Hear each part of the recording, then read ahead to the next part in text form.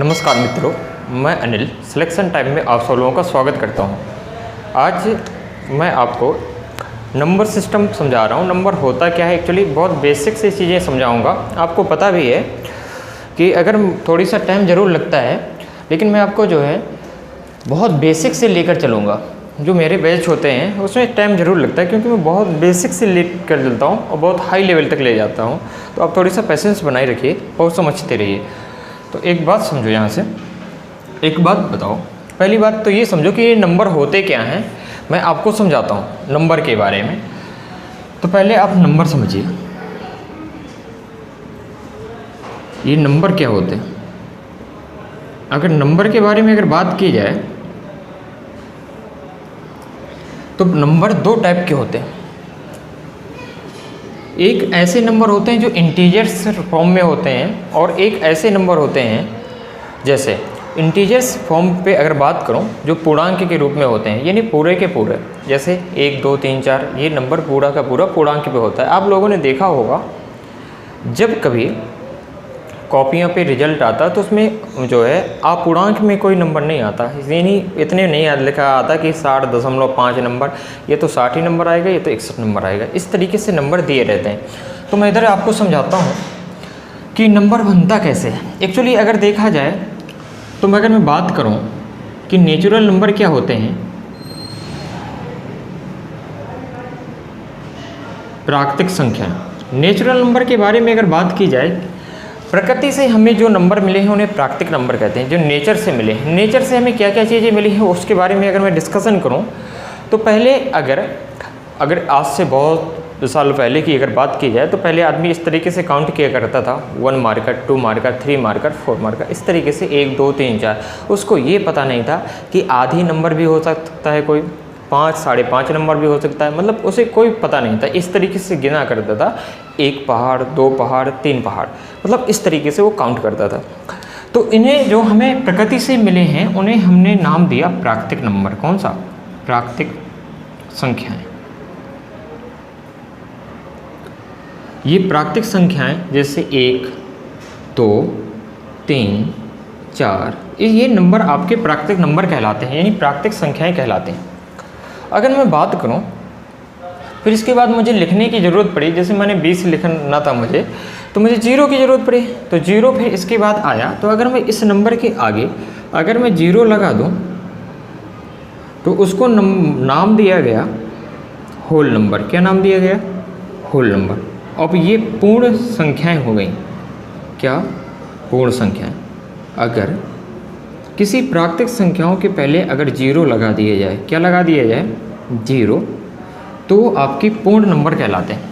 0 की खोज की अगर बात की जाए, तो इसकी खोज की थी भारत में हुई, एक हमारे यहाँ पे साइंटिस्ट हुए हैं जिसका नाम था आर्यभट्ट। इसके पहले भी 0 की खोज हो चुकी थी। 0 की खोज के बारे में अगर बात की जाए, तो आप अगर कुछ लोग कह देते हैं कि जब रावण था तो उस समय तो काउंट कर लिए गए थे कि उसके 10 सिर थे। तो बच्चा, ऐसा कुछ नहीं है। उस समय एक विष्णुगुप्त नाम के व्यक्ति थे, उनने बताया था कि जो है, एक उल्लेख मिलता है कि उनने 0 के बारे में बता दिया था। लेकिन हमारा जो मैथ में अगर बात करें, तो मैथ में आर्यभट्ट को ही मानते हैं कि आर्यभट्ट में यानी 0 की खोज भारत में हुई, और वो आपके साइंटिस्ट थे, एक गणितज्ञ थे जिसका नाम था आर्यभट्ट। क्या नाम था? आर्यभट्ट। इन नंबर के आगे अगर मैं 0 लगा दूँ नेचुरल नंबर के आगे, तो वो आपके यानी होल नंबर कहलाते हैं, पूर्ण संख्याएं बनते हैं। इसके बाद आता है रेशनल नंबर। क्या? Rational number. रेशनल नंबर को बोलते हैं परिमेय संख्या। ये परिमेय संख्या क्या होती हैं, थोड़ी आप समझिए। ये ऐसे नंबर होते हैं जो P/Q के फॉर्म में लिखे जाते हैं। इस फॉर्मेट में अगर लिखा जाता है कोई नंबर, बशर्ते एक कंडीशन यहाँ पे ये है कि Q डज नॉट इक्वल 0। जी क्यों है, मैं ये भी आपको समझाता हूँ। बिल्कुल बेसिक से आप थोड़ी सा पेशेंस बनाए रखिए और चीज़ों को बारीकता से समझते रहिए। थोड़ी सा ध्यान दो आप यहाँ पे समझना। अगर यहाँ पे मैंने लिखा, मान लेता हूँ 4/3 या 4/2, तो इसका आंसर निकल के आया 2। तो 4/2 भी एक परिमेय संख्या है, क्योंकि ये P और Q के फॉर्म में लिखी जा सकती है। इसका मतलब ये है कि अगर मैं इस नंबर से इसका मल्टीप्लाई करवाऊँ तो ये 4 आ जाएगा। तो एक बात बताओ मुझे यहाँ से, अगर मैं यहाँ पे Q का मान 0 कर दूँ, जैसे मैंने नंबर लिखा 1/0, तो ऐसा नंबर बताओ मुझे यहाँ पे कोई, इधर मैं क्या लिख दूँ कि जिसका इस 0 से मल्टीप्लाई करवा दिया जाए तो 1 आ जाए। तो ऐसा आज तक नंबर बना ही नहीं है कि 0 का मल्टीप्लाई अगर किसी नंबर से करवा दिया जाए तो 1 आ जाए। इसलिए यहाँ पे Q का मान 0 नहीं हो सकता है। इस बात को आप ध्यान रखिए थोड़ी सा। अब आगे आप समझना, तो इसलिए Q का मान 0 नहीं हो सकता। अब क्या P का मान 0 हो सकता है? बिल्कुल। अगर ऊपर मैं 0 बटा कुछ लिख देता हूँ, मान लो 2 लिख दिया, तो ऐसा नंबर मुझे बताओ जिससे मल्टीप्लाई कर दिया जाए तो 0 आ जाए। तो आपको पता है कि एक नंबर क्या होता है, 0 ही होता है। अगर मैं 2 का गुणा 0 से कर दूंगा तो 0 आ जाएगा, यानी ये कंडीशन सेटिस्फाइड हो रही है। तो यहाँ से एक बात आपको ये समझ में आई कि 0 एक क्या है, परिमेय संख्या है। क्या है? एक 0 परिमेय संख्या है। क्या है? एक रेशनल नंबर है। अगर कोई पूछे कि 0 क्या है, एक परिमेय संख्या। अब आगे समझिए थोड़ी सा, अपरिमेय संख्याएं क्या होती हैं। अपरिमेय संख्याएं वो संख्याएं होती हैं, अपरिमेय संख्या, इन्हें बोलते हैं इर्रेशनल नंबर।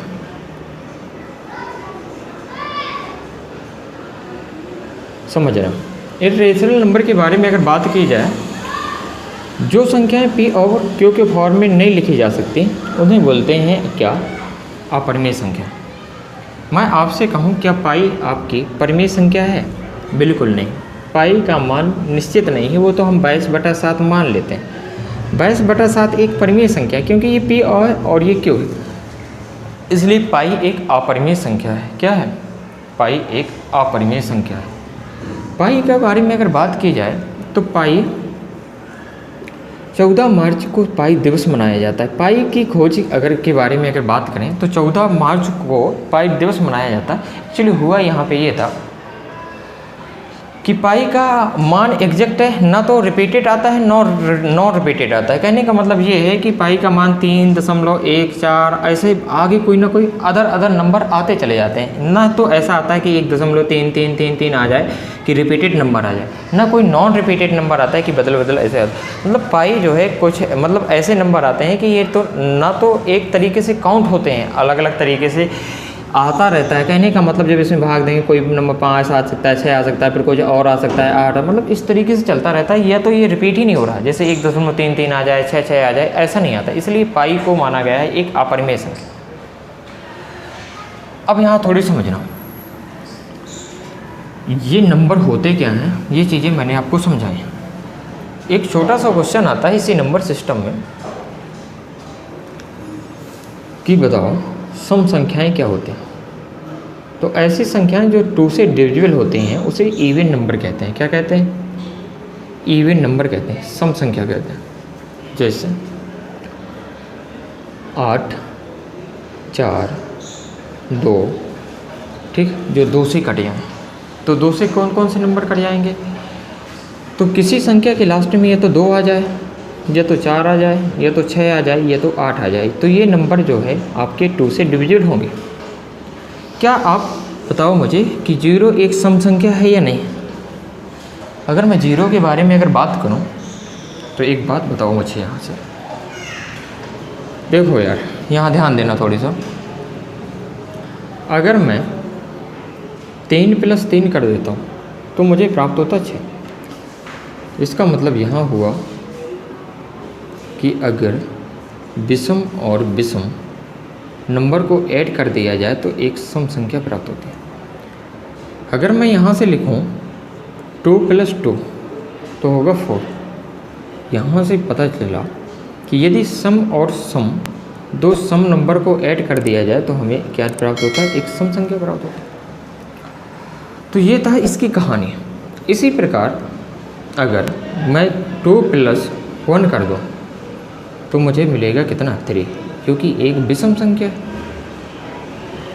ये भी एक विषम संख्या है, और 2 एक सम संख्या। ध्यान देना है यहाँ पे, अगर ऐसा है अगर, तो एक बात बताओ, मैंने करा इधर से 4 + 0, तो आपको पता है कि ये क्या होता है, 4 ही होता है, तो ये एक क्या आ गई, सम संख्या। आपको पता है ये भी एक सम संख्या है, यानी सम नंबर तभी प्राप्त होगा जब एक सम आ गया तो दूसरा नंबर क्या होना चाहिए। आपको पता है कि सम यहाँ आ चुका है तो एक नंबर सम है तो दूसरा भी क्या होगा, सम। इसका मतलब 0 एक क्या है, सम संख्या है। क्या है, सम। और थोड़ी सी समझो, मैंने लिखा 9 + 0, इसका मतलब हुआ 9। 9 क्या है, एक विषम संख्या है। क्या है, विषम। अगर ये एक विषम संख्या है और ये भी एक विषम संख्या है, क्या है, विषम। विषम तभी आ सकता है जब इस तरफ विषम हो, तो ये नंबर क्या होना चाहिए, विषम तभी प्राप्त होगा। समझना मेरी बात को, जब एक नंबर आपका क्या हो, सम हो और दूसरा विषम हो। एक विषम आ चुका है, इसका मतलब यहाँ पे एक सम होगा तभी यहाँ पे विषम नंबर आया होगा, तो इसका मतलब ये एक सम संख्या है। तो यहाँ से एक प्रूफ होता है कि 0 जो है एक क्या है, सम संख्या। ये चीज़ें आपको समझ में आ गई होंगी, उम्मीद है कि ये चीज़ें आ गई होंगी। चलते हैं आगे, थोड़ी सा ध्यान देना। इसके बाद आता है इंटीजर। क्या, इंटीजर। बहुत बेसिक चीज़ें हैं, ये थोड़ी सा आपको समझना है। एक नया बैच इसके बारे में अगर बात करें तो थोड़ी समझना।